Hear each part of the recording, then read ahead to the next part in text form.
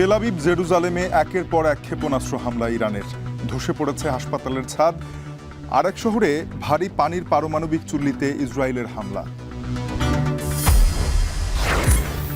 জঙ্গি বিরোধী অভিযানের নামে ২৫০ জনকে গুম করা হয়। ব্রিফিংয়ে কমিশন। শেখ হাসিনার আদালত অবমাননা মামলায় অ্যামিকাস কিউরি নিয়োগ। সীমান্তে কিছুতেই ঠেকানো যাচ্ছে না পুশিন। ৩৮ দিনে ঠেলে পাঠানো হয়েছে প্রায় ২,০০০। বিজিবির সক্ষমতা ও দৃঢ়তা বাড়ানোর তাগিদ। দ্বিতীয় দফায় তৃতীয় দিনের মতো রাজনৈতিক দলগুলোর সঙ্গে বসল ঐক্যমত্য কমিশন। আলোচনায় প্রধানমন্ত্রীর মেয়াদ ও রাষ্ট্রের মূলনীতি।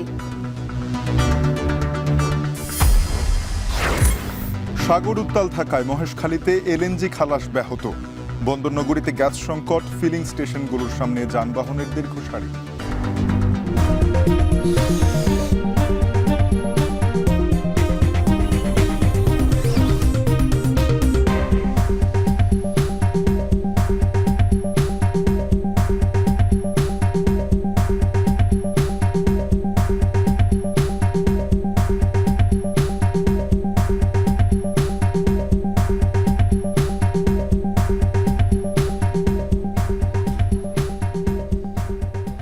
শুনছিলেন শিরোনাম। স্বাগত এখন দুপুরের সঙ্গে আছি আমি তানজিলা খান মিম এবং আমি তানজিম শাফিন। বুধবার সারারাত হামলার পর এবার দিনেও ইসরায়েল জুড়ে ব্যাপক হামলা চালানোর দাবি ইরানের। আয়াতুল্লাহ আলী খামেনির নির্দেশে তেল আবিব ও জেরুজালেমকে লক্ষ্য করে নতুন করে ক্ষেপণাস্ত্র ছড়েছে দেশটি। ইরানের হামলায় ইসরায়েলের একটি হাসপাতালে ব্যাপক ক্ষয়ক্ষতির কথা স্বীকার করল তেল আবিব। এদিকে ক্ষেপণাস্ত্র হামলার জন্য ইরানকে চরম মূল্য দিতে হবে বলে হুঁশিয়ারি দিয়েছেন ইসরায়েলের প্রধানমন্ত্রী বেনিয়ামিন নেতানিয়াহু। এ পরিস্থিতিতে ইরানে যুক্তরাষ্ট্রের হামলার বিষয়ে অনুমোদন দিলেও চূড়ান্ত সিদ্ধান্ত নেয়নি president Donald Trump. Iran Israel ইস্যুতে কাল জাতিসংঘের নিরাপত্তা পরিষদের বিশেষ অধিবেশন হওয়ার কথা রয়েছে। ইরান ইসরায়েল চলমান এ সংঘাতময় পরিস্থিতিতে এরই মধ্যে তুরস্ক সীমান্ত দিয়ে ইরান ছাড়ছেন দেশটির নাগরিকরা। জাহানারা ভূঁইয়ার প্রতিবেদনে থাকছে বিস্তারিত। বুধবার সারারাত হামলার পর এবার দিনেও ইসরায়েলের আকাশে ক্ষেপণাস্ত্রের খেলা দেখাচ্ছে ইরান। তাদের এই হামলায় এরই মধ্যে তেল আবিবের বেশ কয়েকটি বহুতল ভবন ধ্বংস হয়েছে। ক্ষতিগ্রস্ত হয়েছে ইসরায়েলের বীরসেবা হাসপাতালও। এতে আহত হয়েছে বেশ কয়েকজন। এ ঘটনাকে গণহত্যা বলে দাবি করছে তেল আবিব। শুক্রবার থেকে এ পর্যন্ত প্রায় ৪০০ ক্ষেপণাস্ত্র ছুড়েছে ইরান, যার মধ্যে ৪০টি মিসাইল ইসরায়েলের আকাশ প্রতিরক্ষা ব্যবস্থা ভেদ করে ইসরায়েল ভূখণ্ডে হামলা করতে সক্ষম হয়েছে। ইরানের হাতে ইসরায়েলের ধ্বংস দেখে তেহরান জুড়ে চলছে বিজয় উল্লাস। দেশটির পতাকা হাতে রাতভর আনন্দ র্যালি করে কয়েক হাজার ইরানি। সে সময় ইরানের ধর্মীয় শীর্ষ নেতা আয়াতুল্লাহ আলী খামেনির আত্মসমর্পণ না করার সিদ্ধান্তে পূর্ণ সমর্থন জানায় তারা।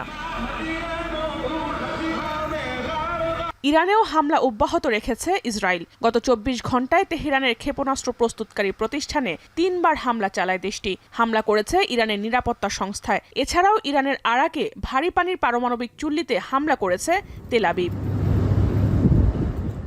ইসরায়েলের পাশাপাশি ইরানে হামলা শুরু করতে পারে যুক্তরাষ্ট্র। মার্কিন সংবাদ মাধ্যমের বরাতে জানা যায়, এরই মধ্যে এই বিষয়ে অনুমোদন দিয়েছেন মার্কিন প্রেসিডেন্ট ডোনাল্ড ট্রাম্প। তবে এখনও চূড়ান্ত সিদ্ধান্ত হয়নি।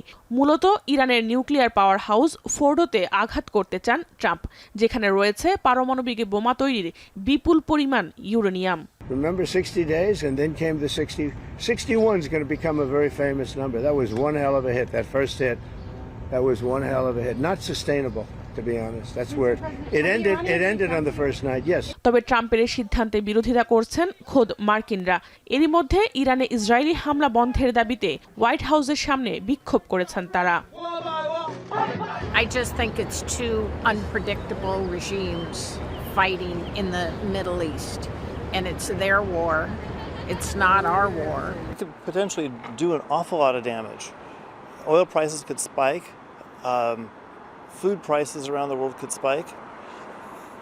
It's going to probably cause a recession. Iran ও ইসরায়েলের উত্তেজনাকর এই পরিস্থিতিতে জরুরি ভিত্তিতে যুদ্ধবিরতির আহ্বান জানিয়েছেন জাতিসংঘ মহাসচিব আন্তোনিও গুতেরেস। বুধবার এক বিবৃতিতে বিষয়টি নিশ্চিত করেন তার মুখপাত্র স্টিফেন দুজারিক। এছাড়াও শুক্রবার ইরান ইসরায়েল ইস্যুতে জাতিসংঘের নিরাপত্তা পরিষদের বিশেষ অধিবেশন হওয়ার কথা রয়েছে। রাশিয়া, ইরান, পাকিস্তান ও চীনের অনুরোধে অনুষ্ঠিত হতে যাচ্ছে এই বৈঠক। невозможно применять ТАУ. জাহানারা ভুঁইয়া, এখন বিশ্ব। গাজার সাধারণ মানুষের উপরে নির্মম হত্যাযজ্ঞ চালানো ইসরায়েল এখন নিজ দেশের মানুষের নিরাপত্তা দিতে হিমশিম খাচ্ছে। ইরানের হামলা থেকে বাঁচতে এদেশের মানুষগুলো আশ্রয় নিচ্ছে আন্ডারগ্রাউন্ড রেল স্টেশন, বোমা প্রতিরোধী বাংকার কিংবা কর্মক্ষেত্রে। ইরানের সঙ্গে সংঘাতে জড়ালেও স্পর্শকাতর এই সময়ে দেশের লাখ লাখ মানুষকে পর্যাপ্ত সুরক্ষা দিতে পারছে না নেতানিয়াহু প্রশাসন। বিস্তারিত থাকছে ইশিতা ব্রহ্মের প্রতিবেদনে। ইসরায়েলের রামাত গান শহরের একটি রেল স্টেশনের দৃশ্য এটি। ভূগর্ভস্থ রেল স্টেশনে থরে থরে সাজানো ম্যাট্রেসই এখন ইসরায়েলিদের কাছে সবচেয়ে নিরাপদ। যেই ইসরায়েল গাজার সাধারণ মানুষের কাছ থেকে শীত বর্ষায় সামান্য তাঁবুর নিচে ঘুমানোর অধিকার কেড়ে নিয়েছে, সেই ইহুদি ভূখণ্ডের মানুষ এখন প্রাণে বাঁচতে আশ্রয় নিচ্ছে বাংকারে। নেতানিয়াহু প্রশাসনের ওপর ভরসা না থাকায় অনেকের কাছেই তেল আবিব কিংবা হাইফা শহরে নিজের বিলাসবহুল বাড়ির চেয়ে এই বাংকারই নিরাপদ। I feel scared and overwhelmed, especially because I live in the densely populated area that Iran is seeming to target, and our city has very old buildings without shelters and without safe spaces. They all been planned to be shelters for case of war. These stations are planned to protect the civilians against missiles, just as we see now. শুক্রবার থেকে Israel ইরানের মধ্যে পুরোদমের সংঘাত শুরু হয়েছে। সেই সময় থেকেই স্কুল আর কম গুরুত্বপূর্ণ ব্যবসা বাণিজ্য বন্ধ রয়েছে, কারণ প্রায় 24 ঘন্টাই ইসরায়েলের আকাশে বাজছে সাইরেন। দেশ জুড়ে বোমা আশ্রয় কেন্দ্রে পাঠানো হয়েছে লাখ লাখ ইসরায়েলিকে, কর্মস্থলকেও পরিণত করা হয়েছে আশ্রয় কেন্দ্রে। বোমা বাংকারে জায়গা না হওয়ায় অনেকেই আশ্রয় নিয়েছেন ট্রেন স্টেশনে। রামাত গানের রেল স্টেশনে দেখা গেছে ইসরায়েলি নাগরিকরা মাটিতে ম্যাট্রেস বিছিয়ে ঘুমানোর প্রস্তুতি নিচ্ছেন। রয়েছে অন্যান্য অনুষঙ্গ। অনেক পরিবার এসব বাংকারে আশ্রয় নিচ্ছেন, পরিবারের বয়স্ক সদস্য, বাচ্চা, এমনকি পোষা প্রাণী নিয়েও। আশ্রয় নেওয়া ইসরায়েলিরা বলছেন অনেক স্টেশন এখানে 1 দশকেরও বেশি সময় পুরনো। ইসরায়েলি গণমাধ্যমগুলো বলছে এখনও অনিরাপদ ভূখণ্ডের 26 লাখ নাগরিক। ভূখণ্ডের অর্ধেকের বেশি বাড়ি অনিরাপদ। ইরানের ব্যালিস্টিক মিসাইল হামলা থেকে বাঁচতে আশ্রয় কেন্দ্রে পরিণত হয়েছে অফিস সহ আর অনেক স্থান। এরপরও ভূখণ্ডটিতে এখনও অপর্যাপ্ত আশ্রয় কেন্দ্র।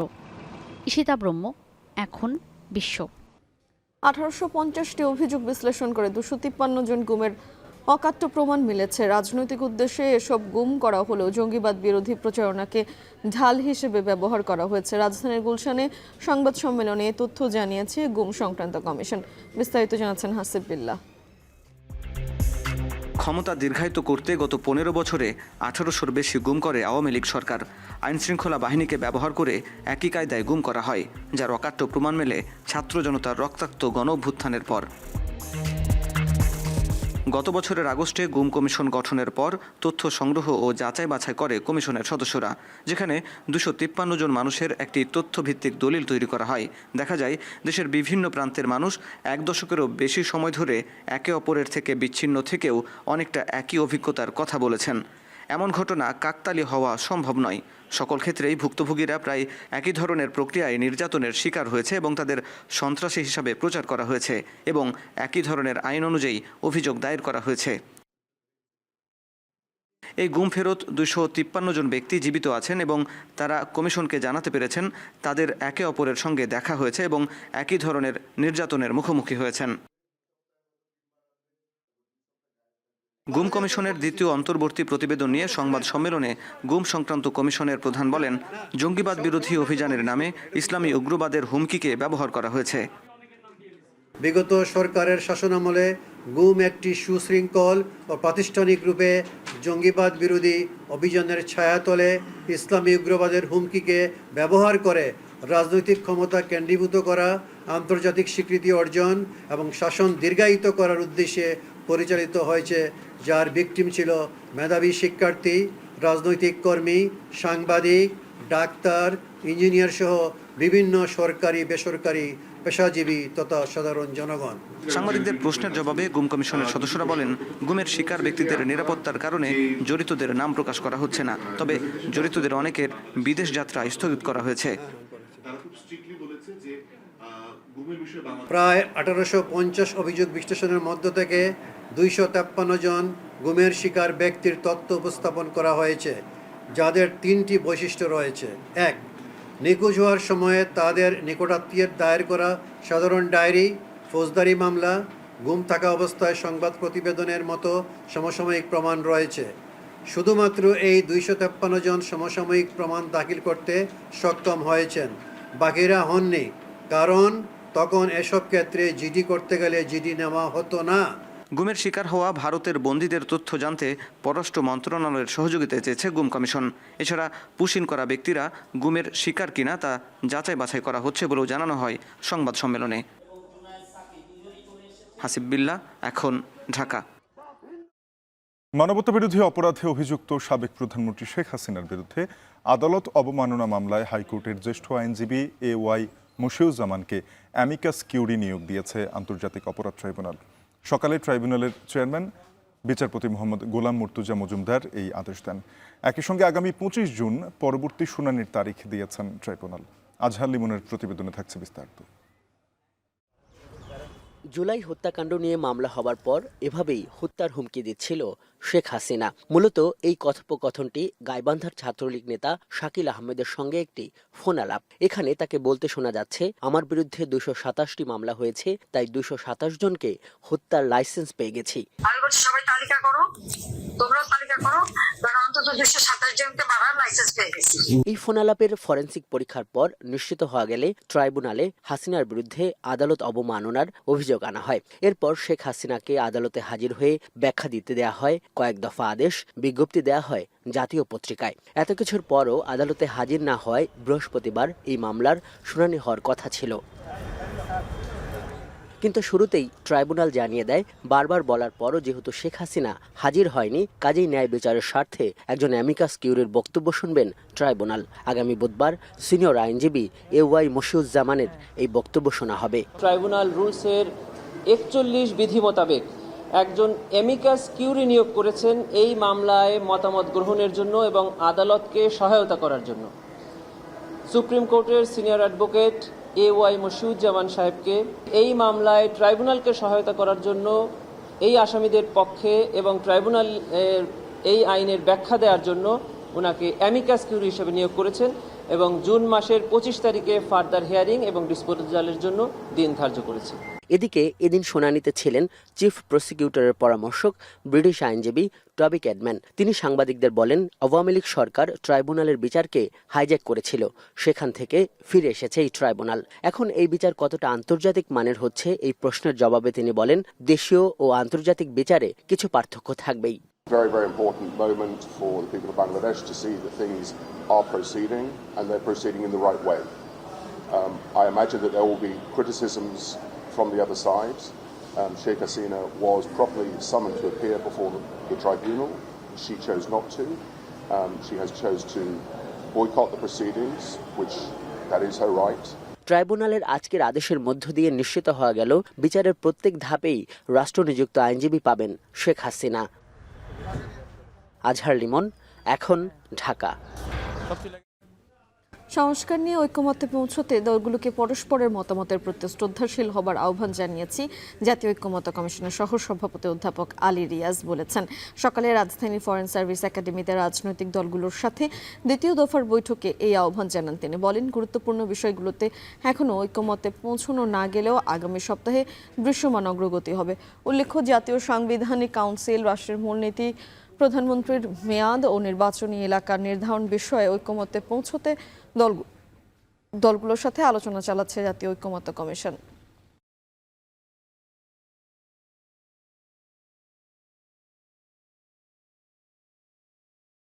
আমাদের অনেক রকম ত্রুটি বিচ্যুতি আছে কমিশনের পক্ষ থেকে, এটা আমি বলতে পারি। সেটা আসন বিন্যাস থেকে শুরু করে বিভিন্নভাবেই আমাদের ত্রুটি বিচ্যুতি পরিস্ফুটিত হয়। আপনারা অন্তত মানে গত কয়েকদিনে আপনারা যে আন্তরিকতা দেখিয়েছেন, আমাদের এই ত্রুটি বিচ্যুতিকে ক্ষমা সুন্দরভাবে দেখেছেন, তার জন্য ধন্যবাদ। এরপরেও আমি বলবো যে আমরা সকলে যদি সময়ের মধ্যে আলোচনা করি, পরস্পরের প্রতি যে শ্রদ্ধাবোধ আমরা দেখাচ্ছি সেটা যেন অব্যাহত রাখতে পারি।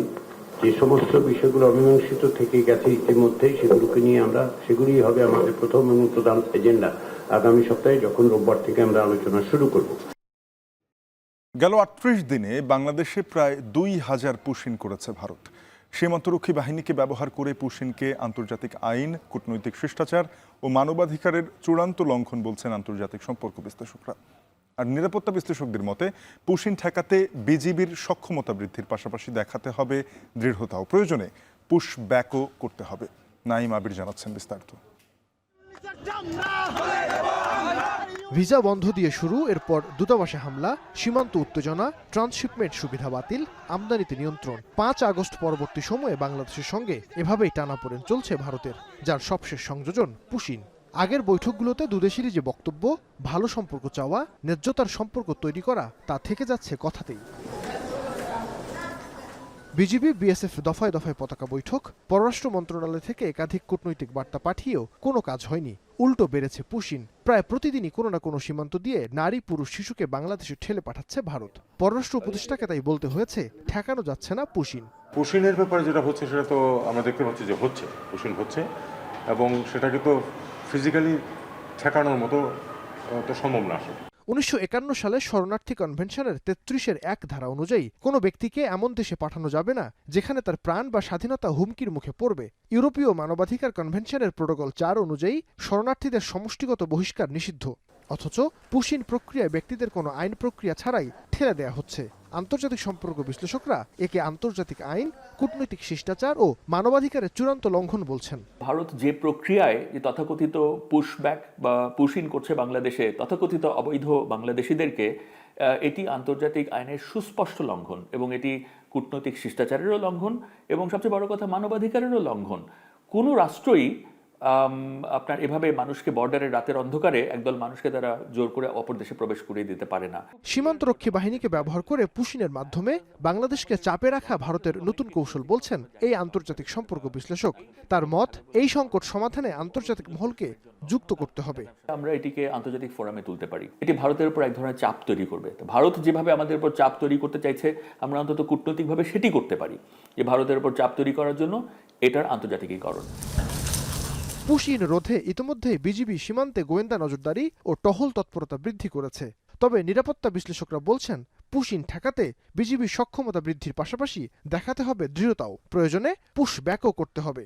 দৃঢ়তার সাথে তাদেরকে বলতে হবে যে কোনো অবস্থাতেই তোমরা এভাবে পুশ ইন করতে পারো না, এটা মানবতা বা আইন, আন্তর্জাতিক আইনে এটা অ্যালাউ করে না। শারীরিক ভাষা এবং দাপ্তরিক ভাষায় যদি কাজ না হয় তাহলে অবশ্যই তাদেরকে বিকল্প পন্থায় তাদেরকে আবার যখন পুশ ব্যাক করা হবে তখন তারা বুঝে যাবে যে এইভাবে আমরা সাকসেসফুল হতে পারবো না। কোনো দেশের নাগরিক অবৈধভাবে অন্য দেশে থাকলে তাকে ফেরত পাঠানোর সুনির্দিষ্ট পন্থা আছে, কিন্তু পুশিন বাড়তে থাকায় ঢাকা দিল্লির চলতি সম্পর্কে বাড়াচ্ছে অস্বস্তি। আন্তর্জাতিক আইন বা মানবাধিকারের প্রতি যদি কারো শ্রদ্ধাবোধ থাকে তাহলে তাদেরকে এভাবে পুশিন করার কথা না। এই ধরনের কাজকর্মগুলো যখন চলে তখন স্বাভাবিকভাবে দুই দেশের মধ্যে একটা আস্থার সংকট হয়। আমাদের মধ্যে এখন আমি মনে করি যে আস্থার সংকটটা তৈরি হয়েছে। গেল 7 মে থেকে 15 জুন পর্যন্ত 38 দিনে প্রায় 2000 পুশিনের ঘটনা ঘটেছে। নাইম আবির, এখন, ঢাকা। বিচার বিভাগের জন্য পৃথক সচিবালয় গঠন প্রাতিষ্ঠানিকভাবে একটি টার্নিং পয়েন্ট হয়ে থাকবে বলে জানিয়েছেন প্রধান বিচারপতি ডক্টর সৈয়দ রিফাত আহমেদ। দুপুরে সুপ্রিম কোর্টে এনএক্স কোর্ট বিল্ডিংয়ে পরিদর্শনে এসে একথা বলেন তিনি। বলেন, সুপ্রিম কোর্টের বিজয় 71 বিল্ডিংয়ে কিছু কোর্ট বারের আবেদনের প্রেক্ষিতে স্থানান্তর করা হবে, সেটা নিয়ে কাজ চলছে। আগামী 22 জুন প্রধান উপদেষ্টা সুপ্রিম কোর্টে একটি অনুষ্ঠানে যোগ দেওয়ার কথা আছে, সেখানে পৃথক সচিবালয়ের ঘোষণা আসতে পারে। সে বিষয়ে সেদিন বিস্তারিত জানাবেন তিনি।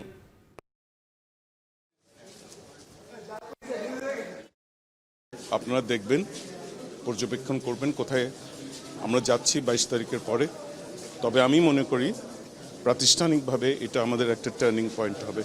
এতটুকু আশা করতে পারেন যে আমি যা বলে এসেছি সারা দেশে গত 7-8 মাস ধরে, সেই বক্তব্য আরও জোরালোভাবে আমি নিজে রাখবো। বিশ্বের সবচেয়ে মজবুত আরএফএল ল্যাডার, যা 6061 গ্রেড অ্যালুমিনিয়ামে তৈরি। শক্তিশালী এমএস ক্রসবার নিশ্চিত করে সর্বোচ্চ নিরাপত্তা। RFL ladder.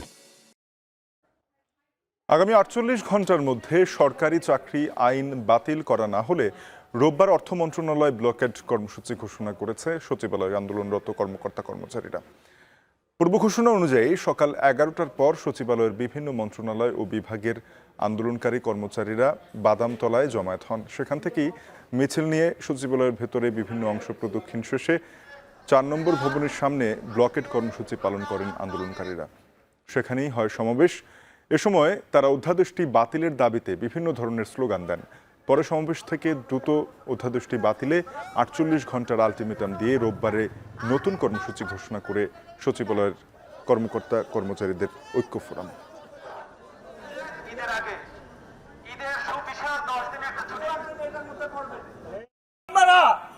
একথা স্বীকৃতি দিতে পারেন যে আইনটি অবৈধ এবং নিবর্তনমূলক কালো আইন। কেন আপনারা টাইম কিল করছেন?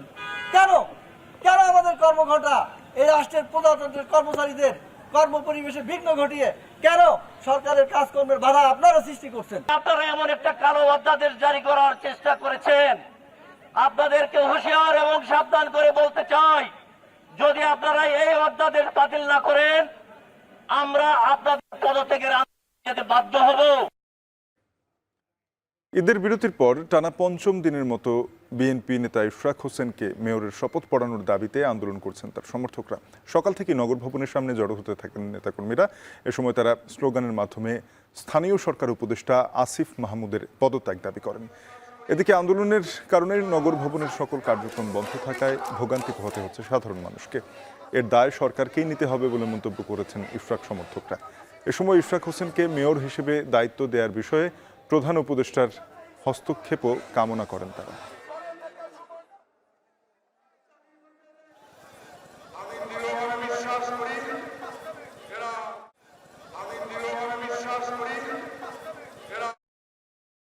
ঐকমত্য কমিশনের সঙ্গে বৈঠক নিয়ে ব্রিফ করছে রাজনৈতিক দলগুলো। সরাসরি চলে যাব সেখানে।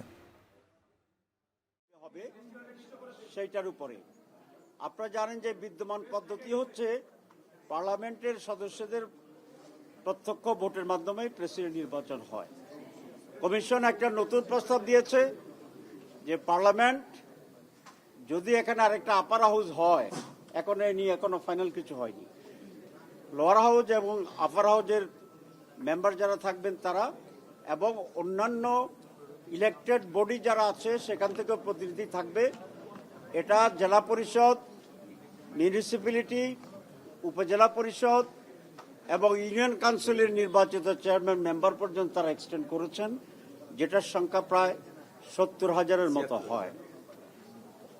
আমরা নীতিগতভাবে এক্সটেন্ডেড ইলেকট্রাল কলেজের পক্ষে প্রেসিডেন্টের নির্বাচনের জন্য, কিন্তু আমরা একটা কথা বলেছি যে লোকাল গভর্নমেন্ট নির্বাচনটিও কেয়ারটেকার সরকারের অধীনে হইতে হবে, যেমনিভাবে পার্লামেন্ট নির্বাচন কেয়ারটেকার সরকারের অধীনে হবে। কারণ ইলেকশন যদি প্রপার না হয় তো তাহলে যারাই হবেন তারা তো জনপ্রতিনিধি হবেন না। সেই জন্য কেয়ারটেকার সরকার অধীনে পার্লামেন্ট এখন লোকাল গভর্নমেন্টের নির্বাচনে জনগণের প্রতিনিধিত্বমূলক যে সদস্যরা থাকবেন তাদেরকে নিয়ে এক্সটেন্ডেড ইলেকট্রাল কলেজ হবে for the election of the president of this country. এটা আমরা নীতিগতভাবে একমত হয়েছি। তবে 2/3-এর চেয়ে বেশি লোকেই এই মতের সাথে একমত আছে। ফাইনাল কনক্লুশন হয়নি। আর আমরা বলেছি যে আমরা এখানে খুব শক্ত অবস্থানে নেই, এক্সটেন্ডেডের ব্যাপারে আমরা দৃঢ় এবং শক্ত। সংখ্যা কত হবে, কারো কেউ কেউ বলেছেন এটা জেলা পরিষদ পর্যন্ত গেলে ভালো হয়, কেউ বলেছেন উপজেলা পর্যন্ত গেলে ভালো হয়, কেউ আবার ইউনিয়ন পর্যন্ত গেলে ভালো হয়, এটা তারা বলেছেন। এক্ষেত্রে আমরা ফ্লেক্সিবল, সকলে মিলে যে পর্যন্ত গেলে আমরা ঐকমত্য হইতে পারি সেখানে জামাত ইসলামী তার মতকে সংশোধন করবে। আইডিসিআর এর জরিপ অনুযায়ী ঢাকার 2 সিটির 13টি ওয়ার্ড উচ্চ ঝুঁকির। দক্ষিণ সিটির ডেঙ্গু পরিস্থিতির খবর জানাতে লালবাগ এলাকা থেকে যুক্ত হচ্ছেন সহকর্মী তৌহিদুল তারেক। তারেক, জানাবেন এলাকাবাসী এডিস নিধন কর্মসূচি নিয়ে কি বলছেন এবং এলাকায় মশার উপদ্রব কতটা, ডেঙ্গু আক্রান্ত হওয়ার খবর পাচ্ছেন কিনা? শাফিন, যে বিষয়টি আপনি শুরুতেই উল্লেখ করেছেন যে গতকাল স্বাস্থ্য অধিদপ্তরের পক্ষ থেকে রাজধানীর 13টি ওয়ার্ডকে খুবই উচ্চ ঝুঁকিপূর্ণ এলাকা বলা হয়েছে ডেঙ্গুর ক্ষেত্রে। ঠিক সেই কারণে আসলে আমি আজকে যে জায়গা থেকে লাইভ দিছি লালবাগ বিডিআর 1 নম্বর গেটের সামনে থেকে। আসলে এটি 34 নম্বর ওয়ার্ডের অন্তর্গত একটি এলাকা। আসলে এই এলাকাটিকেও কিন্তু স্বাস্থ্য অধিদপ্তরের তথ্য মতে ঝুঁকিপূর্ণ বলা হচ্ছে, যে কারণে আসলে আমরা এখান থেকে আমরা এই এলাকাবাসীর সাথে কথা বলেছি। আপনি যে বিষয়টি জিজ্ঞেস করেছেন, এলাকাবাসী আসলে এখানকার ডেঙ্গু প্রতিরোধে সিটি কর্পোরেশনের যে কার্যক্রম রয়েছে সে সম্পর্কে আসলে তাদের কোনো অভিজ্ঞতা নেই বলেই কিন্তু আমাদেরকে জানিয়েছে। তারা বলছেন যে মশক নিধন কার্যক্রমের যে কাজগুলো রয়েছে তাদের চোখে তা পড়ছে না। নিয়মিতভাবে যে কাজগুলো এখানে করার কথা, বিশেষ করে মশা নিধনের জন্য যে ওষুধ এবং স্প্রে ছেটানোর কথা, সে কাজগুলো কিন্তু তারা দেখছে না বলে আমাদেরকে জানিয়েছেন। একই সঙ্গে আরেকটি বিষয় তারা উল্লেখ করেছেন যে গেল প্রায় 1.5 মাসের অধিক সময় ধরে কিন্তু ঢাকা দক্ষিণ সিটি কর্পোরেশনের যে নগর ভবন রয়েছে সেখানে কিন্তু চলমান যে আন্দোলন, সেই আন্দোলনের কারণে কিন্তু এই সিটি কর্পোরেশনের কাজ ব্যাপকভাবে বাধাগ্রস্ত হচ্ছে, যে কারণে এলাকাবাসী ধারণা করছেন যে এই ডেঙ্গুর যে সময়টা চলে এসছে, এই সময়তে আসলে যতটুকু সরকারকে এবং প্রশাসনকে আরও কঠোর এবং আরও সচেতন হওয়ার কথা ছিল সে বিষয়টি তারা অনুপস্থিত বলে কিন্তু মনে করছে। এই বিষয়টা আমাদেরকে জানিয়েছেন। আমরা এই এলাকাটিতে ঘুরে দেখেছি, আমরা লক্ষ্য করেছি যে এখানে যে খোলা নালাগুলো রয়েছে, যে ড্রেনগুলো রয়েছে, সেই ড্রেনগুলো কিন্তু একদমই অপরিচ্ছন্ন অবস্থা এবং পানি কিন্তু একদম স্থিতিশীল অবস্থায় রয়েছে, যে কারণে যেখানে আমরা জানি যে ডেঙ্গুর উপদ্রবটা খুব বেশি হয়, এমন পরিস্থিতিতে আসলে নগরবাসী বেশ আতঙ্কিত। কারণ আমরা জানি যে স্বাস্থ্য অধিদপ্তরের তথ্য মতে গতকালও প্রায় 200-র অধিক রোগী কিন্তু হাসপাতালে ভর্তি হয়েছে ঢাকার বিভিন্ন হাসপাতালে, এবং যার বেশিরভাগই ছিল ঢাকার বাইরে যদিও। কিন্তু তারা মনে করছেন যে সময়ের সাথে সাথে এই প্রকোপটা আরও বাড়বে, তাই তারা আশা করছেন খুব দ্রুত যাতে প্রশাসন খুব দ্রুত উদ্যোগ নেয় সেই আশাবাদ তারা ব্যক্ত করেছেন। এই ছিল আমার কাছে সর্বশেষ। সহকর্মী তৌহিদুল তারেক পুরান ঢাকা থেকে জানাচ্ছিলেন ঢাকা দক্ষিণ সিটি কর্পোরেশনের ডেঙ্গু পরিস্থিতির সবশেষ। ডেঙ্গু পরিস্থিতির উন্নতির কোনো লক্ষণ নেই ডেঙ্গুর হটস্পট হিসেবে চিহ্নিত জেলা বরগুনায়। প্রতিনিয়ত হাসপাতালে বাড়ছে আক্রান্তের সংখ্যা। এদিকে 250 শয্যার হাসপাতালে জনবল ও ওষুধ বরাদ্দ রয়েছে মাত্র 100 শয্যার। এতে বিড়ম্বনায় রোগীরা। এদিকে সংকট কাটাতে পদক্ষেপের আশ্বাস কর্তৃপক্ষের। জিয়াদ মাহমুদের প্রতিবেদন। বরগুনা সদর উপজেলার কেওড়াবুনিয়া ইউনিয়নের বাসিন্দা মমতাজ বেগম ডেঙ্গু আক্রান্ত হয়ে গত 17 জুন ভর্তি হন সদর হাসপাতালে। 3 দিন অতিবাহিত হলেও এখনো পাননি বরাদ্দের খাবার। খাবার পাইবেন কেমনে? সবার তো নাম হয় না, হিসেবে যে কয়জন হয় সেই কয়জনের খাবার সবাই রই, আমার একলার কি খাবার হয় না? শুধু মমতাজ বেগমই নন, ভর্তি হওয়ার 4-5 দিন অতিবাহিত হলেও হাসপাতাল থেকে খাবার ও ঔষধ না পাওয়ার অভিযোগ অনেকেরই। ভর্তি হয়েছি 5 দিন, খাবার পাই না এখন পর্যন্ত, বা কেউ জিজ্ঞাসা করে নাই। আর ঔষধও শুধু স্যালাইন ছাড়া আর কিছুই পাওয়া যায় না। আজকে সকালে আমার আর কি খাবার দিয়েছে, 3 দিনের পরে খাবার দেয়, তার আগে দেয় না। 50 জনের খাবার আছে এখানে, কিন্তু পর্যাপ্ত খাবার নেই, এদের সবাই কিন্তু দেওয়া যায় না। ঔষধ হারা কইছে যে মোরা কি নিয়ে নেন, আমাকে 3টে স্যালাইন দিয়েছে আর 1 ট্যাবলেট দেয়, আর কিছু না। জেলার 12 লাখ মানুষের স্বাস্থ্যসেবার বিপরীতে সদর হাসপাতালে চিকিৎসক সহ নানা সংকট রয়েছে। 250 শয্যার হাসপাতাল হলেও এখানে প্রতিদিন 400 থেকে 500 জন রোগী ভর্তি থাকেন, কিন্তু সরকারিভাবে এখনও 100 শয্যার হাসপাতালের বাজেট দেয়ায় কাটছে না সংকট নিরসনে হাসপাতালটি 500 শয্যায় উন্নীতকরণ ও বরগুনায় মেডিকেল কলেজ স্থাপনের দাবিতে মানববন্ধন করেছে স্থানীয় বাসিন্দারা। এদিকে হাসপাতাল কর্তৃপক্ষ বলছে আগামী অর্থবছর থেকে খাবার সংকট কাটাতে পদক্ষেপের পাশাপাশি চিকিৎসক পদায়নের বিষয়ে নেওয়া হচ্ছে কার্যকরী পদক্ষেপ। লোকাল চিকিৎসক যারা টোটাল মিলে হচ্ছে 5 জন জয়েন করেছে, আর 5 জন যারা ফেনী থেকে বা দূরবর্তী স্থান থেকে তারা এখন পর্যন্ত জয়েন করতে আসেনি। তাদের ফোন দেওয়া হয়েছে, তারা আসবে না যে তাও বলে নাই, আবার আসবে যে তাও বলে নাই। আমরা নকিংয়ে আসি। বৃহস্পতিবার সকাল 11টা পর্যন্ত গত 24 ঘন্টায় বরগুনায় নতুন করে 57 জন ডেঙ্গু রোগী শনাক্ত হয়েছে। এ নিয়ে চলতি বছর মোট আক্রান্তের সংখ্যা দাঁড়িয়েছে 2105 জন। বর্তমানে বরগুনা সদর হাসপাতালে চিকিৎসাধীন ডেঙ্গু রোগীর সংখ্যা 213 জন। জিয়াদ মাহমুদ, এখন বরগুনা। বিরূপ আবহাওয়ার কারণে বঙ্গোপসাগরে ভাসমান এলএনজি টার্মিনালের সঙ্গে কার্গোবাহী জাহাজের সংযোগ দেওয়া যাচ্ছে না এবং এই 2 দিন ধরে এই সংযোগ না দেওয়ায় এলএনজি খালাস করতে না পারায় চট্টগ্রামে তৈরি হয়েছে গ্যাস সংকট। সিএনজি স্টেশনগুলোর সামনে যানবাহনের দীর্ঘ সারি তৈরি হয়েছে, বাসাবাড়িতেও গ্যাস না থাকায় বন্ধ রয়েছে রান্নাবান্না। নিয়ে বিস্তারিত জানাতে 16 শহর সিএনজি স্টেশন থেকে যুক্ত হয়েছেন সহকর্মী হাজিরা শিউলি। শিউলি, দেখছি পরিস্থিতি আবহাওয়া বৈরী আবহাওয়ার মধ্যে আছে, জানাবেন যে এই বন্দর থেকে এই এলএনজি আনলোড করতে আসলে কি পরিমাণ সময় লাগতে পারে এই আবহাওয়ার উপর ভিত্তি করে এবং কি ধরনের নাগরিক দুর্ভোগ তৈরি হয়েছে?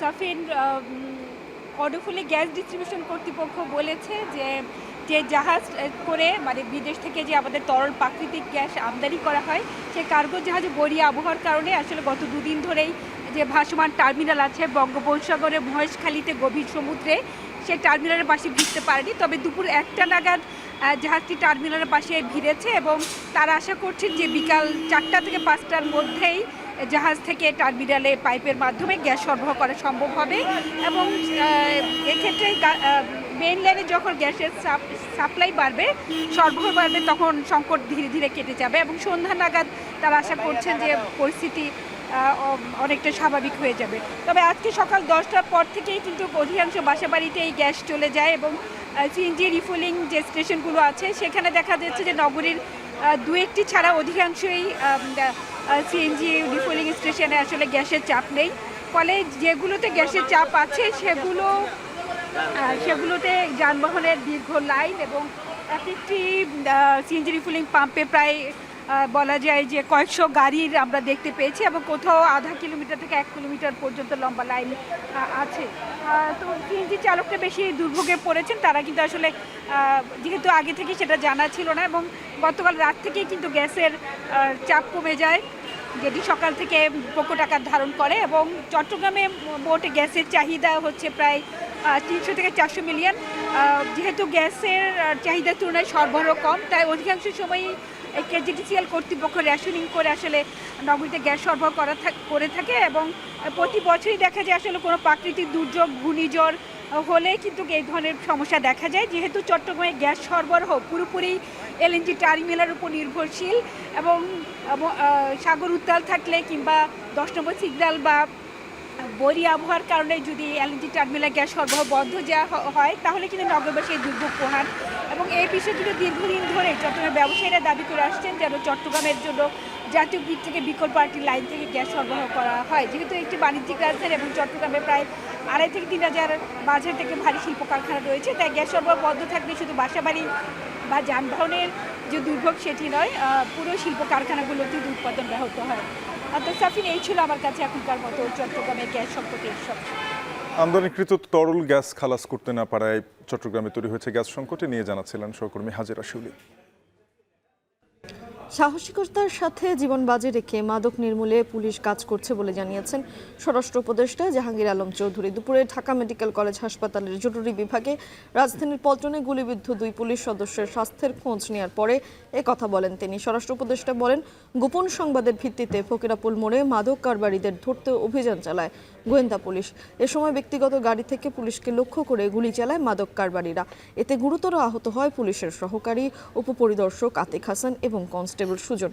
আতিকের পেটের বাম পাশে এবং সুজনের বাম পায়ের হাঁটুতে গুলি লাগে। পরে তাদের ঢাকা মেডিকেল কলেজ হাসপাতালে ভর্তি করা হয়। তাদের স্বাস্থ্যের খোঁজ খবর নিয়ে স্বরাষ্ট্র উপদেষ্টা বলেন, আহত হয়েও মাদক কারবারি 4 জনের মধ্যে 3 জনকে গ্রেপ্তার করেছে পুলিশ। মাদক কারবারিদের ব্যবহৃত একটি প্রাইভেট কার, অস্ত্র ও মাদক উদ্ধার করা হয়েছে।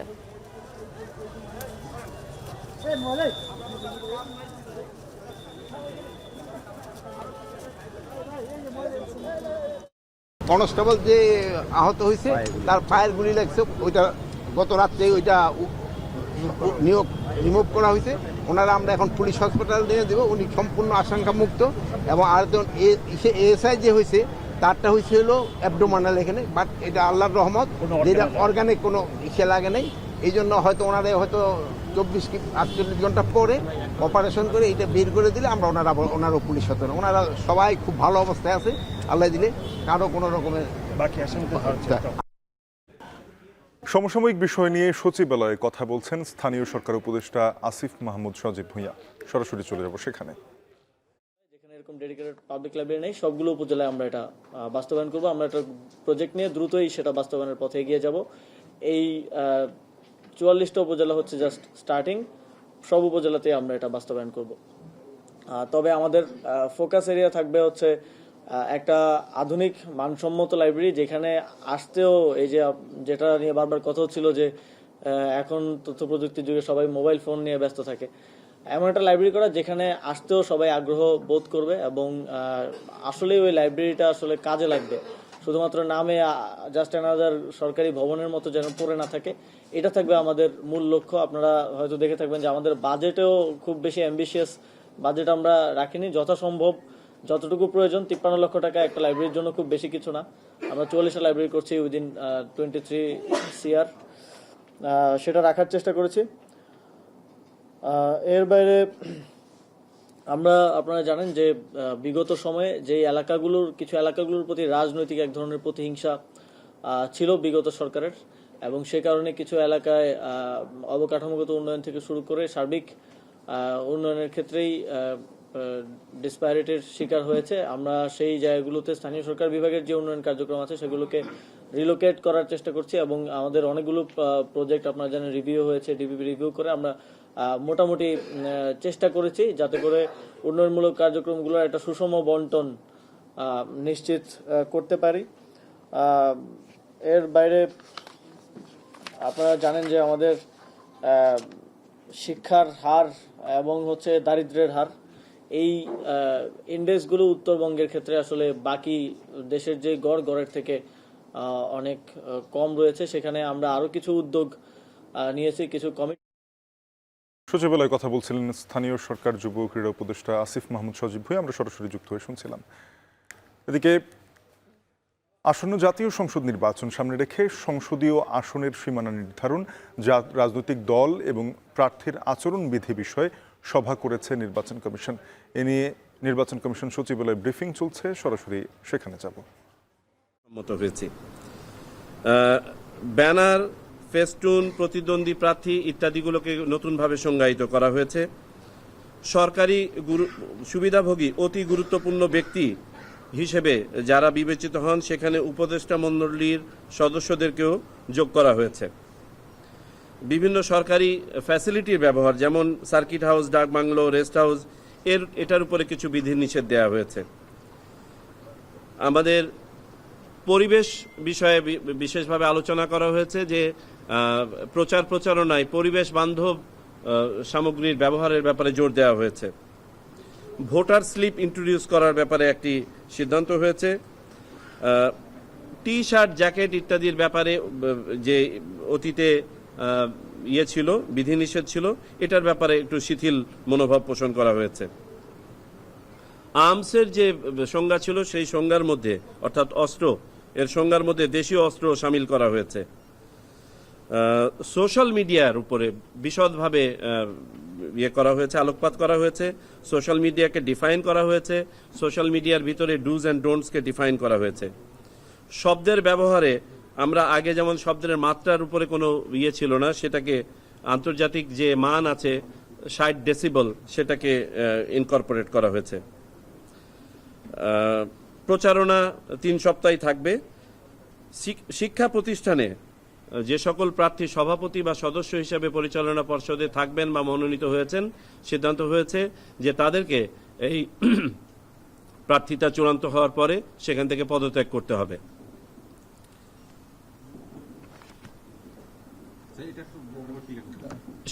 কোনো শিক্ষা প্রতিষ্ঠানে পরিচালনা পর্ষদের সভাপতি বা সদস্য হিসেবে যদি কোনো এই প্রার্থী নির্বাচনে অংশগ্রহণ করেন, কোনো প্রার্থী যদি থেকে থাকেন, তাহলে নির্বাচনে তিনি যখন প্রার্থিতা লাভ করবেন তার আগেই তাকে পদত্যাগ করতে হবে। কারণ এইসব শিক্ষা প্রতিষ্ঠানের শিক্ষকরাই প্রিজাইডিং অফিসার, পোলিং অফিসার হিসাবে ব্যবহৃত হয়ে থাকেন, এবং এটা সংস্কার কমিশনেরও একটা সুপারিশের মধ্যে ছিল। সরকারি ব্যক্তি, সরকারি প্রতিষ্ঠান, সরকারি প্রপার্টি ইত্যাদি ব্যবহারের উপরে আরও নিষেধাজ্ঞা কঠোর করা হয়েছে। সোশ্যাল মিডিয়া ব্যবহারে কোনো ধরনের ফরেন ইনভেস্টমেন্ট না করা হয়েছে। কমনভাবে একটি প্ল্যাটফর্ম থেকে সকল প্রার্থী যাতে ইস্তেহার ঘোষণা করতে পারেন বা করেন সেটার বিধান করা হয়েছে।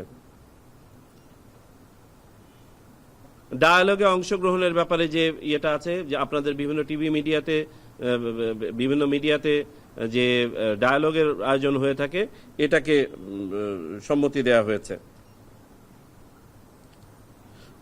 বিধিমালা লঙ্ঘনে যে নর্মাল শাস্তি ছিল আগে যেটা ছিল 6 মাস আপনার কারাদণ্ড এবং 50,000 টাকা জরিমানা, সেটাকে 6 মাস কারাদণ্ড এবং 1.5 লাখ টাকা জরিমানা করা হয়েছে, যেটা সংস্কার কমিশনেরও একটা প্রস্তাবনা ছিল। আর অঙ্গীকারনামা নতুনভাবে সংযোজিত করা হয়েছে এই বিধিমালা মেনে চলার ব্যাপারে, এটাই দল এবং প্রার্থী উভয়ের। জাতীয় নির্বাচন সামনে রেখে সংসদীয় আসনের সীমানা রাজনৈতিক দল ও প্রার্থীর আচরণবিধি নিয়ে সভা শেষে ব্রিফিং করছিল নির্বাচন কমিশন। আমরা সরাসরি যুক্ত হয়ে শুনছিলাম। এর সাথে শেষ করছি এখন দুপুর। এখন টেলিভিশনের ওয়েবসাইট দেখতে ভিজিট করুন www.ekhon.tv। ফেসবুকে দেখুন facebook.com/tv.ekhon, এছাড়া ইউটিউবে দেখুন youtube.com/c/ekhon tv।